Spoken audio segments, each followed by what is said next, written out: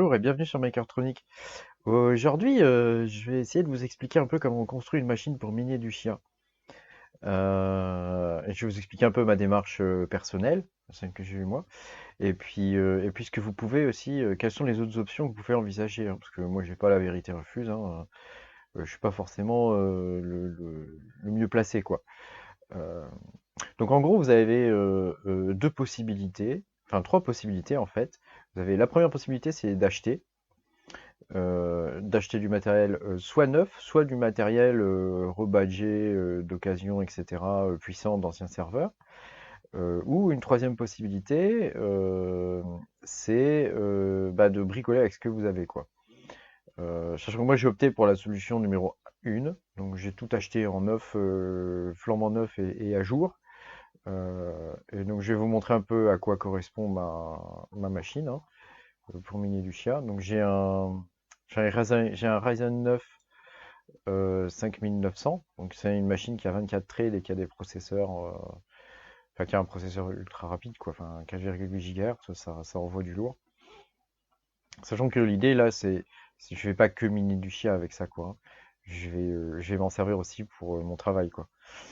Donc c'est un double investissement pour moi. Donc dessus j'ai mis de la mémoire, j'ai mis 32 Go de RAM DDR4 3600.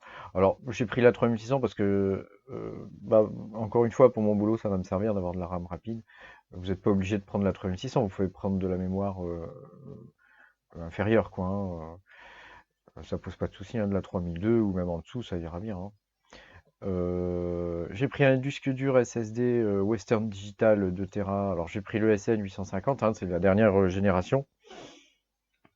En PCI Express 4, donc c'est ultra rapide, ça a des taux de transfert assez monstrueux. Je crois que c'est le plus rapide, hein, en SSD actuellement.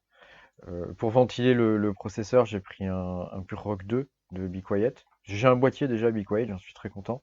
D'ailleurs, j'ai monté tout ça dans le boîtier, je vous mettrai une photo. En alim, j'ai pris une Corsair 850 watts, hein. Il n'y a pas besoin d'avoir une alim de malade, une 850 watts c'est suffisante. En gold, ça suffit, hein, voilà. J'ai pas pris de platinium. C'est pour mes rigs. Par contre, pour mes rigs à base de carte graphique, là, je prends une alim beaucoup plus grosse et une platinium, quoi. Et en carte mère, parce que c'est quand même important la carte mère, hein, si vous prenez pas une bonne carte mère, le système sera pas stable, hein.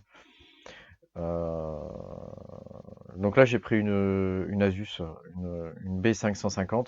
Alors, j'étais vachement embêté avec ça. Au début, j'avais pris une autre Asus elle voulait pas booter en fait. Donc j'ai été bien embêté et je me suis aperçu qu'elle n'était pas compatible avec le processeur, qu'il fallait la flasher. Donc du coup, comme il n'y avait pas de système pour la flasher sur la carte, fallait que je mette un processeur plus ancien pour la flasher. Donc j'étais niqué comme on dit. Donc j'ai renvoyé la carte, hein, et j'en ai racheté une autre sur Amazon. Donc j'ai pris celle-là, quoi. Et celle-là, elle a l'avantage quand même d'avoir 6 ports SATA déjà de base. Euh, donc ça fait que je peux brancher donc le petit SSD. Euh,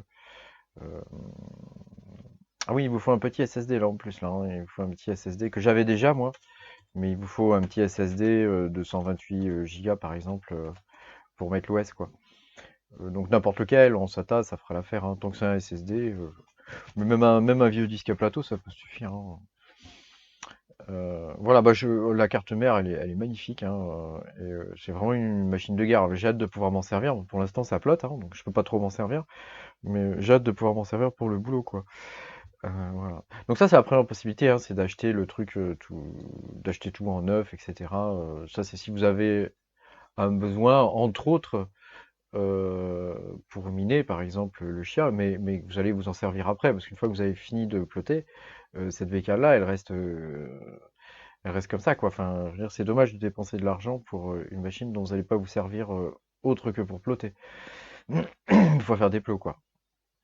Une deuxième possibilité, c'est d'acheter des composants sur AliExpress bas de gamme, mais d'anciens serveurs. Donc l'idée, c'est de mettre un Xeon qui a plusieurs trades, hein, qui en a pas mal même. Je crois que c'est entre 16 et 20 trades. Euh, et de prendre une carte mère comme ça. Alors, ça, par exemple, c'est une carte mère à base de socket X79. Hein. Euh, enfin, le chipset, c'est un X79 et le socket, donc c'est un LGA 2011. Donc ça, c'est bien pour mettre comment ça s'appelle, des Xeon en version 2 ou 3, quoi. Donc ça peut être pas mal, sachant que ça coûte vraiment pas cher, hein, 47 euros, et c'est livré assez rapidement. Voilà. Bon, après, il y en a de plusieurs genres. Et puis voilà, on peut acheter la RAM, mais là, je vous conseille de la prendre ailleurs. Je vais vous mettre ces liens en description. Voilà. Après, donc il nous faut un processeur, hein, donc en processeur, bah, donc moi j'aurais choisi. C'est pas la solution que j'ai prise, hein, mais disons que c'est intéressant de faire ça parce que ça revient pas trop cher. En processeur, on peut prendre un Intel Xeon le 2550 en version 2. Bah, c'est une machine qui est pas mal, elle a 16, enfin, c'est un processeur qui est pas mal, il a 16 trades, donc ça permet déjà d'envoyer du lourd, hein. Bon, il est qu'à 2,6 GHz, hein, c'est deux fois moins que le 5900, mais bon, c'est déjà pas mal pour faire des plots, c'est intéressant. Ensuite, pour le refroidir, bah, j'ai choisi ce truc-là. Euh, donc bah, là, c'est du générique, hein, enfin, voilà, on peut choisir la couleur. Ça coûte 17 balles. Voilà. Pour l'instant, on en a même pour moins de 100 euros, hein.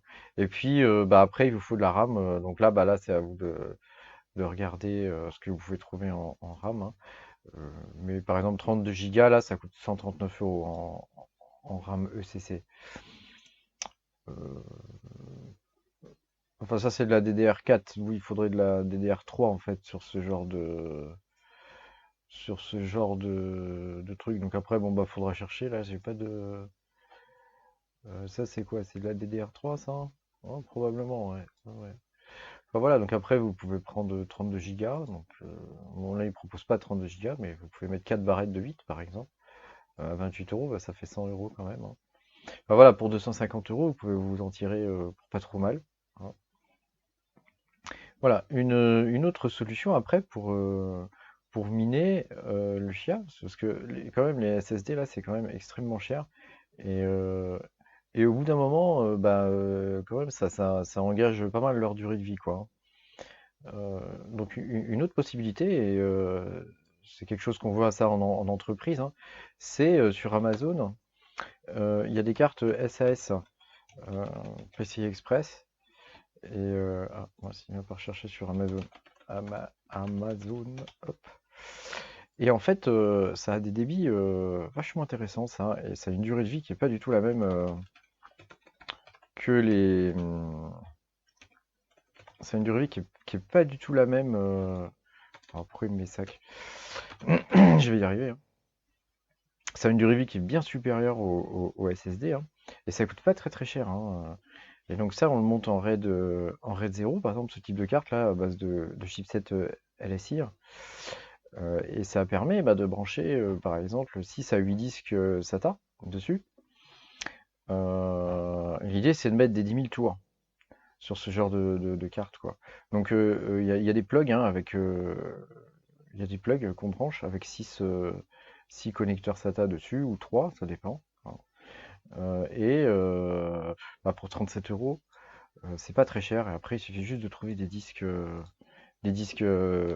SATA en 10 000 tours, quoi. Alors, je sais pas s'il y en a sur Amazon.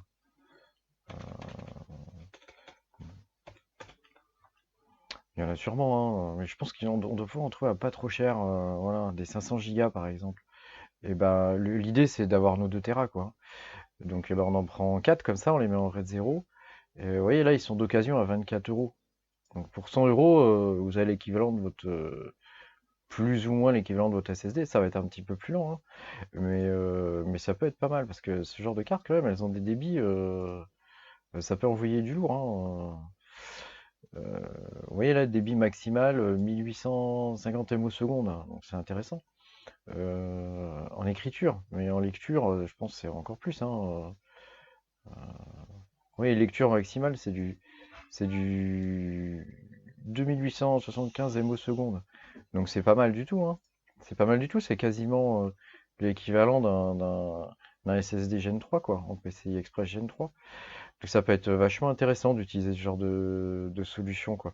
Et je pense que à terme, je vais m'orienter vers ça, moi, hein, parce que, en tout cas, pour faire les plots, ça va éviter de flinguer 400 euros de SSD, quoi, parce que c'est vraiment dommage. Là, pour 150 euros, on a une solution qui est pérenne, hein, parce que c'est des gros disques, hein, c'est des disques d'entreprise, hein, ils vont pas cramer demain, quoi, hein. Ouais, les Velociraptor, en plus, c'est des excellents disques, ils ont des super durées de vie, enfin. Et donc là, pour 24 euros, bah, ça peut être pas mal, quoi. Après, il faut voir combien on peut en avoir, hein. Parce que là, par exemple, là, il n'y en a que un. Donc, bon, alors, donc, faut voir ce que ça peut donner, quoi. Ouais, voilà. Bah voilà, je voulais vous partager ça. Et puis, je vais vous mettre une petite vidéo de ma bécane, là. Mais bon, je vais surtout m'en servir pour travailler. Là, je l'utilise pour faire des plots, mais derrière, je vais l'utiliser pour bosser, quoi. Parce que sinon, c'est un peu dommage, quoi. Merci beaucoup de m'avoir suivi. Et puis, n'oubliez pas de me mettre un petit pouce si la vidéo vous a plu et abonnez-vous. Salut!